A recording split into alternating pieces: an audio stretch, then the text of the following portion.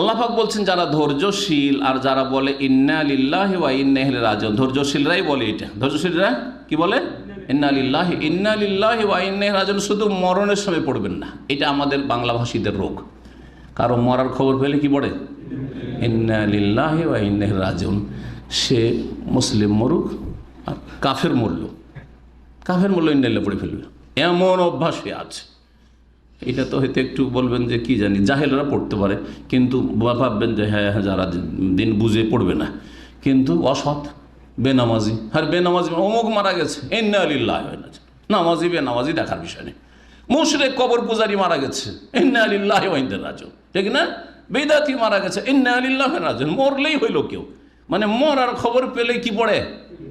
মরার খবর পড়ে পেলে পড়া নয়, এটা মুসিবত। আপনার জন্য মুসিবত হলে ইন্না লিল্লাহি ওয়া ইন্না ইলাইহি রাজিউন। সেটা আপনার জানের মুসিবত হোক, মৃত্যুর মুসিবত হোক, অসুস্থতার মুসিবত হোক, বিপদ আপদের মুসিবত হোক, অ্যাক্সিডেন্ট দুর্ঘটনার মুসিবত হোক, অথবা আর্থিক ক্ষয়ক্ষতির মুসিবত হোক।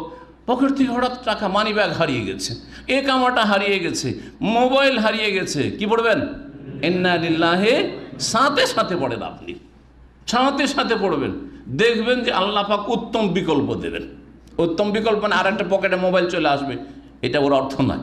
এর অর্থ আল্লাহ পাক এমন কিছু দেবেন যেটা দিয়ে আপনার মনের প্রশান্তিও হবে, আর তার সাথে সাথে হতে পারে যে পার্থিব এই ঘাটতি ত্রুটি পুরা করে আরও বেশি আল্লাহ দিয়ে দেবেন, আরও বেশি আল্লাহ পাক।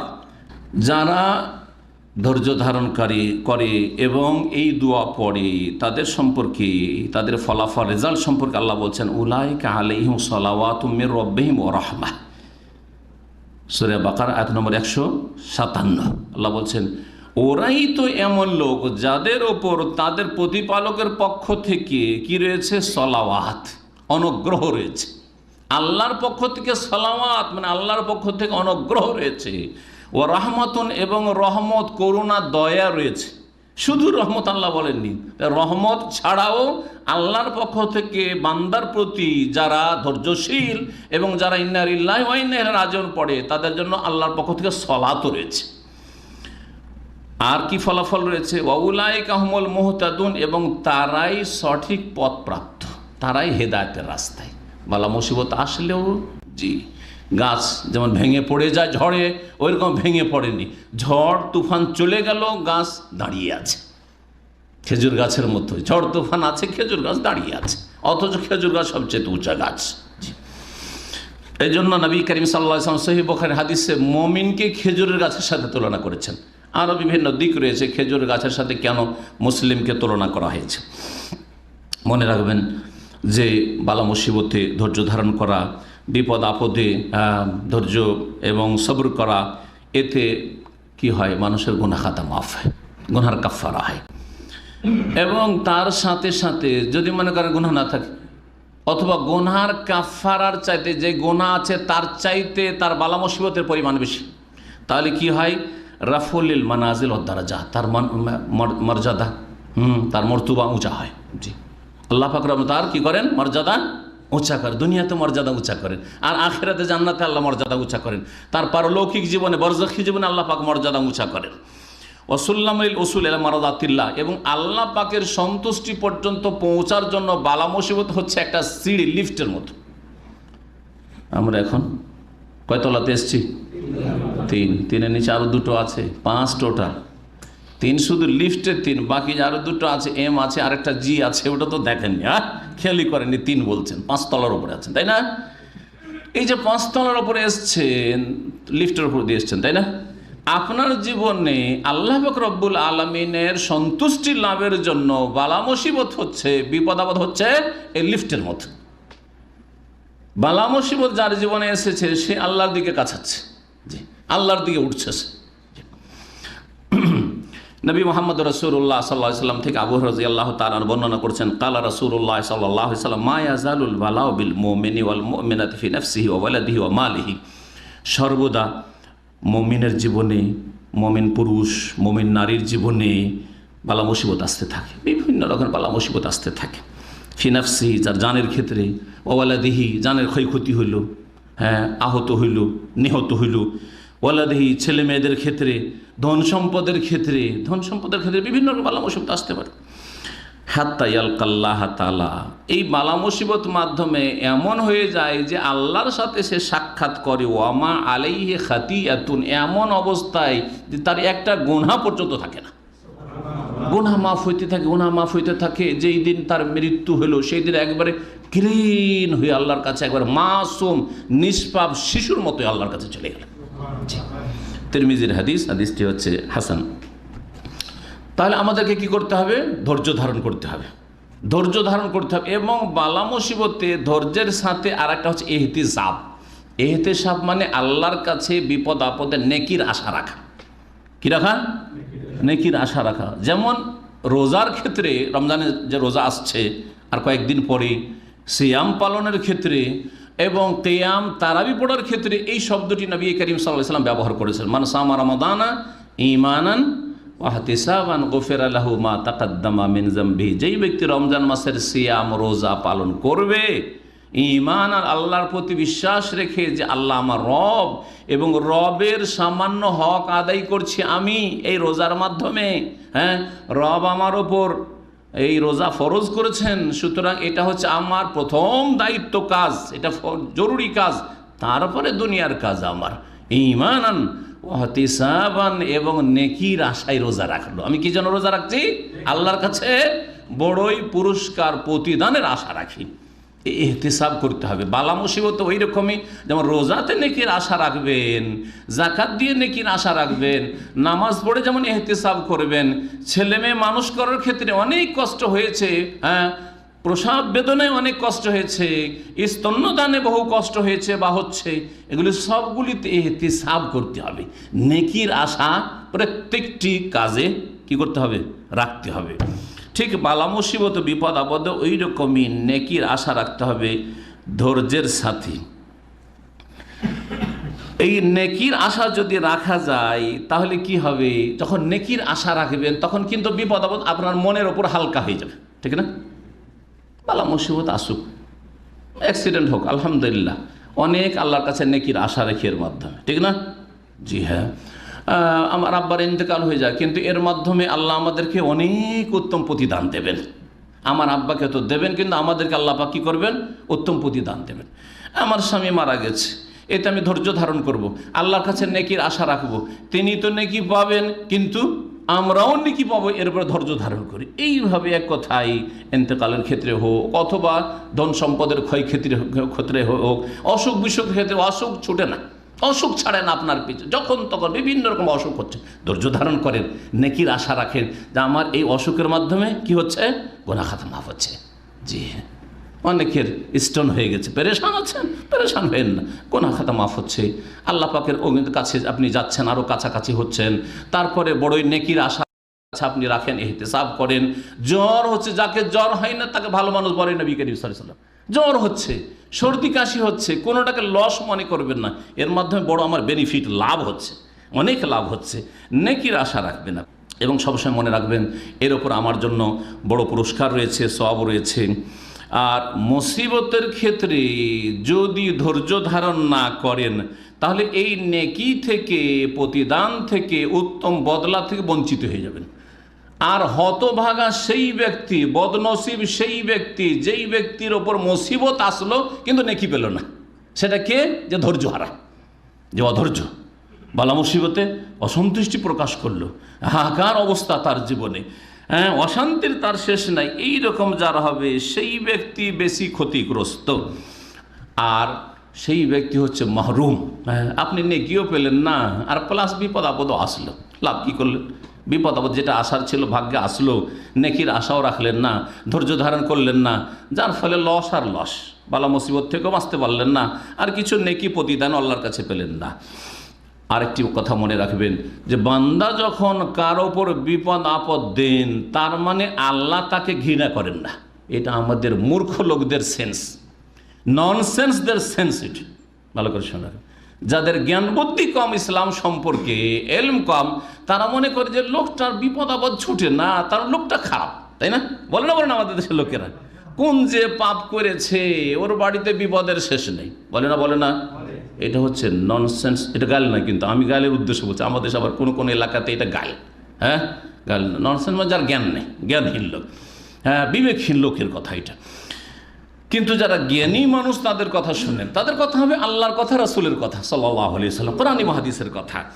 মনে রাখবেন যে কাউকে যদি আল্লাহ পাক বালা মুসিবত দিয়ে পরীক্ষা করেন, এটা প্রমাণ করে যে আল্লাহ ওই বান্দাকে ভালোবাসে। ওই বান্দা কি করে? মহব্বত করে, ভালোবাসে।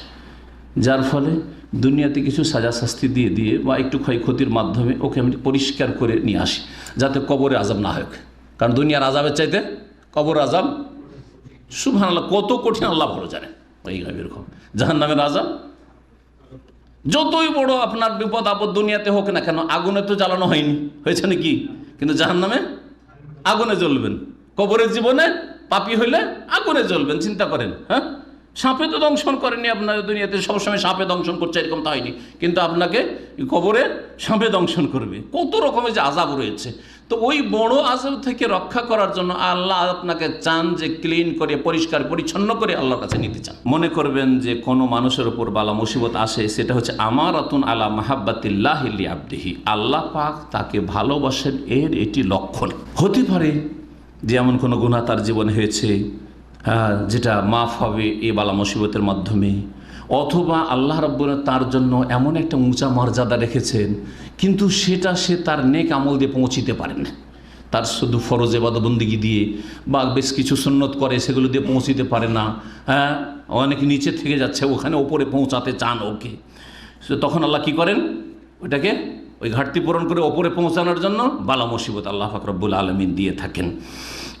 আর তারপরে ধৈর্য ধারণ করে, তখন ওখানে সেই ওপর মহলে সেই ব্যক্তি, যেই ব্যক্তির বালা মুসিবত আসে পৌঁছে যায়। এই মর্মে তিরমিজিতে ইবনে মাজাহ হাদিস রয়েছে। আল্লামা আলবানী রাহিমাহুল্লাহ হাদিসটিকে সহিহুল জামেতে হাসান বলেছেন। আনাস রাদিয়াল্লাহু তাআলা আনহু থেকে বর্ণিত, ক্বালা রাসূলুল্লাহ সাল্লাল্লাহু আলাইহি ওয়াসাল্লাম ইন্না ইযামাল জাযাই মা ইযামিল বালাই। বলছেন নবী সাল্লাল্লাহু আলাইহি ওয়াসাল্লাম যে বদলা বড় হয় আল্লাহর পক্ষ থেকে যত বড় বালা মুসিবত হয়। যত বিপদ আপদ বড় হবে তত বেশি কি হবে? তার বদলাও বড় ধরনের হবে। ওয়া ইন্নাল্লাহ তাআলা ইযা আহাব্বা কওমান ইবতালাহুম, যখন আল্লাহ কোনো বান্দাকে, কোনো মানুষকে, কোনো মুসলিমকে ভালোবাসেন, তখন তাকে আল্লাহ কিছু বালা মুসিবত দেন। তখন তাকে কি করেন? পরীক্ষা করেন। তাকে কি করেন? পরীক্ষা করেন, বালা মুসিবত দেন। হাদিস স্পষ্ট না? আল্লাহ যাকে ঘৃণা করেন তাকে বালা মুসিবত দেন, এই কথা আছে কি? কোথাও নেই। কি আছে? ইন্নাল্লাহ ইযা আহাব্বা কওমান, কোন সম্প্রদায়কে, কোন গোষ্ঠীকে, কোন পরিবারকে, কোন ব্যক্তিকে যখন আল্লাহ ভালোবাসেন তখন কি করেন? তাদের পরীক্ষা নিরীক্ষা করেন, তাদের উপর বালা মুসিবত দেন। ফামান রাজিয়া, সেই বালা মুসিবতে যদি সন্তুষ্টি প্রকাশ করতে পারে, রাজি থাকতে পারে, ফালাহু রেজা, তাহলে আল্লাহর পক্ষ থেকে তার জন্য আল্লাহর সন্তুষ্টি, রেজামন্দি রয়েছে। ওমান সাখিতা, আর কেউ যদি আল্লাহর উপর অসন্তুষ্টি প্রকাশ করে, আল্লাহ এটা কি করলে তুমি, করে না করেন আমাদের দেশের লোকেরা, হ্যাঁ সুবহানাল্লাহ, এটা তো সামান্য হলো, আল্লাহকে গালমন্দ করে, গালমন্দ করে, মনে করে যে 3.5 হাতের মানুষ কত যে কি হয়ে গেছে, আউযু বিল্লাহ। অথচ ওয়াখুলিকাল ইনসানু দাঈফা, কত দুর্বল করে তোমাকে সৃষ্টি করা হয়েছে, কত দুর্বল করে তোমাকে সৃষ্টি করা হয়েছে। যে অসন্তুষ্টি প্রকাশ করে আল্লাহ পাক রব্বুল আলামিনের নির্ধারিত ভাগ্যের ওপর, ফালাহু সাখাত, তার জন্য আল্লাহর পক্ষ থেকে অসন্তুষ্টি রয়েছে, আল্লাহ তার ওপর নারাজ হয়ে যায়, অসন্তুষ্ট হয়ে যান। যদি ধৈর্য ধারণ করতে চান তাহলে এর জন্য হ্যাবিট করতে হবে, হ্যাঁ এর জন্য অভ্যস্ত হইতে হবে, হ্যাঁ অগ্রিম প্রস্তুতি নিতে হয় না, হয় না? এই অগ্রিম প্রস্তুতির হেকমতের কারণেই রমজান মাসের রোজার আগে শাবান মাসের বেশি বেশি রোজা, ভালো করে শুনবেন। যেহেতু শাবান মাস চলছে, শাবান মাসের রোজা সিয়াম সম্পর্কে আলোচনা আর প্রয়োজন ছিল, কিন্তু আমাদের অনেক আলোচনা আছে, সেগুলি আপনারা শুনে নিতে পারবেন আমাদের যে বিভিন্ন মাধ্যমগুলি রয়েছে সেগুলিতে। শাবান মাসে বেশি বেশি অনির্দিষ্ট রোজা রাখা, শুধু 15 শাবানে রোজা রাখা দিনে আর রাতে নফল পড়া, এটি বিদাতি কাজ, এটি গুনহার কাজ, এটি রাসূলুল্লাহ সাল্লাল্লাহু আলাইহি ওয়াসাল্লাম নাফরমানি কাজ। কিন্তু আপনি বেশি বেশি 5টা 7টা 10টা 20টা কমপক্ষে 3টে রোজা রাখলেন, আপনি কমপক্ষে 3টি রোজা রাখলেন, সোমবার বৃহস্পতিবার মাঝে মাঝে রোজা রেখেলেন। সোমবার বৃহস্পতিবার না পারেন, যেই দিন আপনার ছুটি শুক্রবার, শুক্রবারের উদ্দেশ্যে নয়, কিন্তু আপনি সাবানের উদ্দেশ্যে রাখলেন, শনিবারের উদ্দেশ্যে নাই, শনিবারে আপনি ছুটি পাচ্ছেন সেই জন্য রেখে নিলেন, তাতেও কোনো দোষ নেই। কারণ অনেকে মনে করেন যে শুক্রবারে তেমনি রোজা রাখা নিষেধ আছে। আপনি শুক্রবারের শ্রদ্ধায় যদি রোজা রাখেন, যে খাস করে আমি শুক্রবারে রাখবো, শনিবারে খাস করে রাখবো, তাহলে সেটা ভিন্ন বিষয়, সেটা আপত্তিকর। কিন্তু আপনি শুক্রবার ছুটি পাচ্ছেন, আজকে ফ্রি দিন, আমার কাজকর্ম নাই, গরমে কাজকর্ম করে রোজা রাখা মুশকিল, সুতরাং আমি শুক্রবারে এই সাবানের রোজাটা রেখে নিই, খুব ভালো কথা। শনিবারের দিন আমার ছুটি আছে, শনিবারের দিনে আমি আমার সাবানের রোজা রেখে নিই, কোনো অসুবিধার বিষয় নয় ইনশাআল্লাহ। তো এই যে সাবান মাসের বেশি বেশি সিয়াম পালন করা, রোজা রাখা কিসের জন্য? নিজেকে অভ্যস্ত করার জন্য, মানসিক দিক থেকে, শারীরিক দিক থেকে, তারপরে ক্ষুধায় অভ্যস্ত, ক্ষুধা এবং পিপাসায় থাকায় অভ্যস্ত হওয়ার উদ্দেশ্যে। সামনে রমজান মাস আসছে, তার জন্য আগে থেকেই প্রস্তুতি, যাতে করে আকস্মিকভাবে রমজানের প্রথম রোজায় ভেঙে না পড়ি, আরে কি করলাম, আর পিপাসা বরদাস্ত করতে পারছি না, আর খিদা বরদাস্ত করতে পারছি না, এইরকমটা না হয়। জি, তবে মনে রাখবেন যে রমজান মাস শুরু হওয়ার 1 দিন 2 দিন আগে রোজা রাখা নিষেধ আছে, এটাও বলে দেওয়া উচিত হবে। নবী সাল্লাল্লাহু আলাইহি সাল্লাম শক্তভাবে নিষেধ, লা তাকাদ্দামু রমাদানা বিসাওমি ইয়াউমিন আও ইয়াউমাইনি, রমজানের 1 দিন 2 দিন আগে 28, 29, 30 শাবান এই দিনগুলিতে তোমরা রোজা রাখিও না। এগুলি সন্দেহর দিন, বিশেষ করে 29-এর পরে যে 30 শাবানও হইতে পারে, আবার পহিলা রমজান হইতে পারে এই দিনগুলিতে। তারপরে রমজানের সাথে শাবানের রোজা মিলাতে নিষেধ করেছেন বিভিন্ন রহস্যের কারণে নবী করিম সাল্লাল্লাহু আলাইহি সাল্লাম। শেষ দিকগুলিতে রোজা রাখবেন না, কিন্তু প্রথম দিক থেকে 10টা, 15টা, 20টা, 25টা পর্যন্ত রোজা রাখেন, কোনো অসুবিধা নেই। যে যত পারেন, আল্লাহ পাক যেন তৌফিক দান করেন। বলছিলাম যে বালা মুসিবত আসার আগে নিজেকে বিপদ আপদে ধৈর্য ধারণের জন্য অভ্যস্ত করতে হবে। আল্লাহ না করে যদি আমার ওপর কোনো বিপদ আপদ আসে, তো আমি মানসিক দিক থেকে, শারীরিক দিক থেকে সেটা মেনে নেওয়ার জন্য সন্তুষ্ট চিত্তে প্রস্তুত। যেমন অভাব, একটা উদাহরণ দিই। সৌদি আরব আছেন, খুব খাচ্ছেন আমোদ ফুর্তির সাথে, ডেলি মাছ গোস্ত একটা কিছু আছে না নেই? হঠাৎ করে বাংলাদেশ চলে যেতে হইল, বা যে দেশের মানুষ সে দেশে চলে যেতে হলো, আর যাওয়ার পরে ডাল ভাত ছাড়া গোস্ত মনে হয় কুরবানির সময় পাবে না। এটা হইতে পারে না? পারে না? হতে পারে যে আপনার পরিবার বড়, বা আপনার আর্থিক সমস্যা, আপনার অনেক দায়িত্ব রয়েছে, আপনাকে ডাল ভাত খেয়ে, ওই ভর্তা খেয়েই কাটাইতে হবে কোন রকম, আলুর ভর্তা ডাল দিয়ে। যদি আপনি মানসিক দিক থেকে, শারীরিক দিক থেকে এইরকম প্রস্তুত না থাকেন, তাহলে আপনার জন্য বেশি কষ্টকর হবে না? হবে না? মনে হবে যে আকাশ থেকে আছাড় খেয়ে পড়লেন, আরে ডেলি মাছ গোস্ত খেতাম, আর এত টাকা খরচ করে খেতাম, ডেলি ফলমূল খেতাম, আর ডাল ভাত জুটে না, কী করে আমার চলবে, হাহাকার অবস্থা। কিন্তু যদি মানসিক দিক থেকে প্রস্তুত থাকেন, আজকে যতই আলহামদুলিল্লাহ আমি আর্থিক দিক থেকে সুখে থাক না কেন, যদি কালকে আমাকে ডাল ভাতও খেতে হয়, লবণ রুটিও খেতে বা লবণ ভাতও খেতে হয়, আমি মানসিক দিক থেকে প্রস্তুত, ঠিক না? শারীরিক দিক থেকে প্রস্তুত, সব দিক থেকে প্রস্তুত। পাকা ঘরে থাকি, এসির ঘরে থাকি, যদি আমাকে খড়ের ঘরেও থাকতে হয়, টিনের ঘরেও থাকতে হয়, বাঁশের ঘরেও থাকতে হয়, প্রস্তুত মানসিক দিক থেকে। তো সহজ হবে কি হবে না? এই বিপদগুলি সহজ হবে কি হবে না? সহজ হবে। মাসে 5,000 রিয়াল ইনকাম করেছেন সৌদি আরবে এসে, ওখানে 5,000 টাকা ইনকাম করতে পারছেন না, মানে 200টা রিয়াল ইনকাম করতে পারছেন না, হয়তো 250টা রিয়াল। যদি মানসিক দিক থেকে আগে থেকেই নিজেকে অভ্যস্ত করে রাখেন যে অসুবিধা নেই, তাতে আমি চলার চেষ্টা করব, আমার চাদর যতটা লম্বা ততটাতে আমি আমার জীবন কাটাবার চেষ্টা করব, এইরকম প্রস্তুত মানসিক দিক থেকে, বাংলাদেশে গেলেও কষ্ট হবে না, লবণ ভাত খেলেও কষ্ট হবে না, মাড় ভাত খেলেও কষ্ট হবে না, হবে? কোনো কষ্ট হবে না।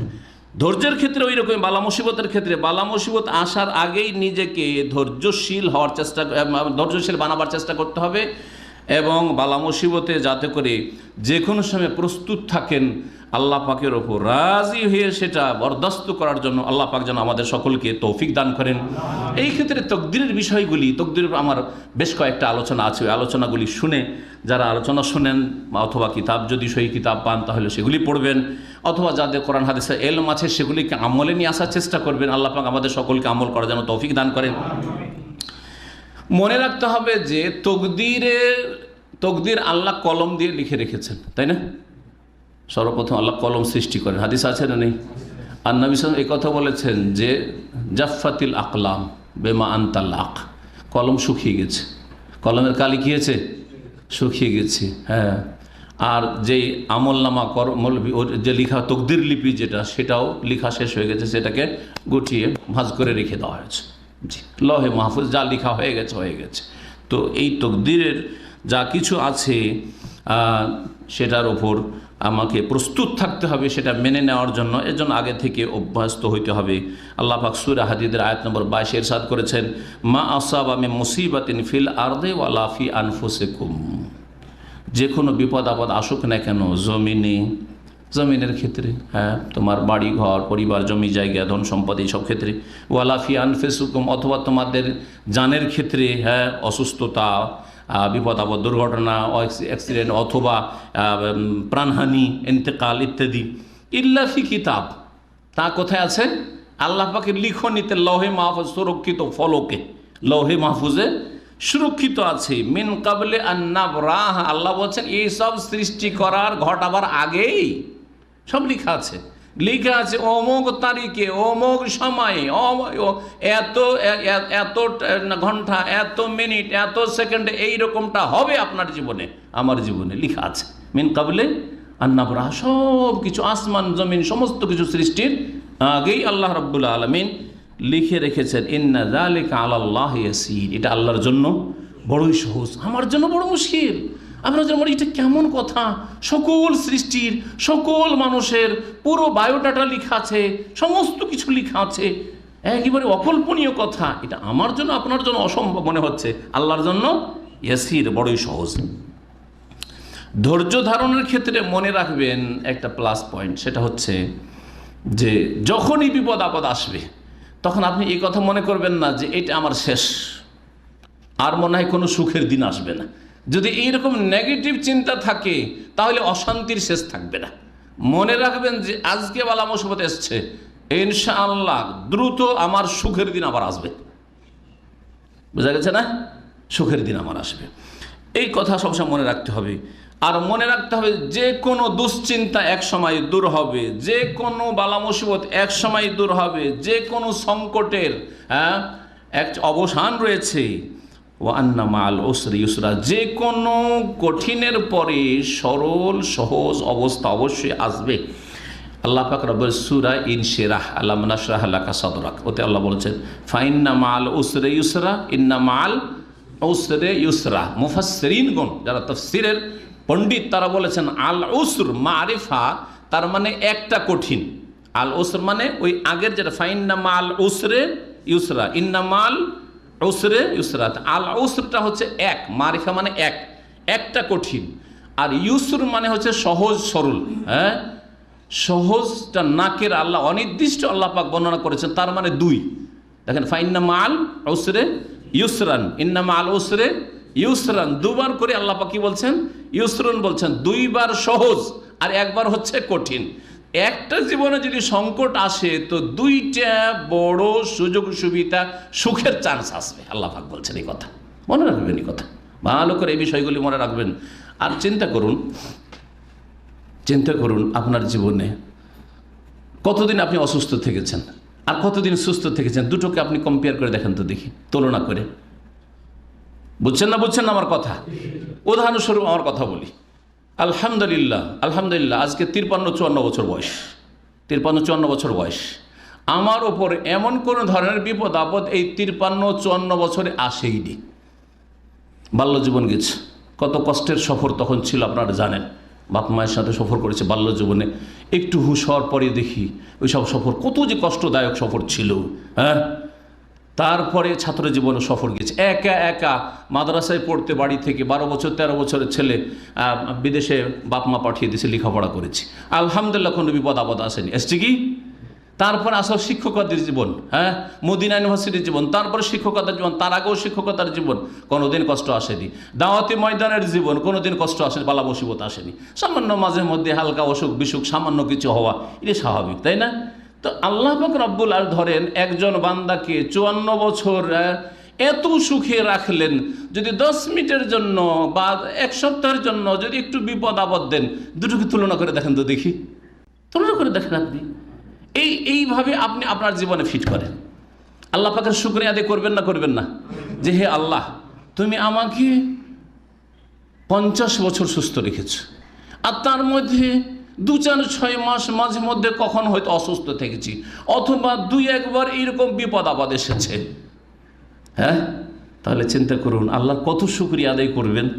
মানুষের জীবনে যেগুলি কষ্টের দিক আছে, একটা হচ্ছে বাপ মা ইন্তেকাল। আলহামদুলিল্লাহ বাপ মা এখনও বেঁচে আছেন, আল্লাহ যেন তাদের দীর্ঘায়ু করেন এবং যতদিন দুনিয়া রাখবেন ইমানের অবস্থায় সুস্থতার সাথে রাখেন। বাপ মা মরার যে কষ্ট আছে এখন পর্যন্ত পাইনি। ছেলে মেয়ে ইন্তেকালের একটা কষ্ট আছে, সেটাও আলহামদুলিল্লাহ এখন পর্যন্ত পাইনি, তো আলহামদুলিল্লাহ এই দিক থেকেও সুখে আছি, তাই না? স্ত্রী ইন্তেকালের কষ্টও পাইনি, তো ওই দিক থেকেও সুখে আছি, ঠিক কিনা? চুরি ডাকাতি, হ্যাঁ, আর ছিনতাই, এইসবের বালা মুসিবত আসেনি। হ্যাঁ, জানের হুমকি কোথাও মেরে দেওয়ার চেষ্টা করেছে এরকম এখন পর্যন্ত জানি না। কেউ যদি চোখের আড়ালে করে থাকে তো আলহামদুলিল্লাহ এখন আল্লাহ নিরাপদ রেখেছেন, তাই না? তো এতগুলি নিয়ামতের সামনে 10 মিনিটে একটা বিপদ আপদ অথবা কিছু সময়ের জন্য একটু অসুস্থতা, হ্যাঁ, এটা কত সামান্যতম বিপদ আপদ, চিন্তা করুন তো দেখি। আপনি একজন মুসলিম হিসাবে জীবনের এই সুখের দিনগুলিকে দুঃখের দিনের সাথে মিলিয়ে দেখবেন, তাহলে আল্লাহর বেশি বেশি শুকরিয়া আদায় করতে পারবেন। এটা একটা দিক।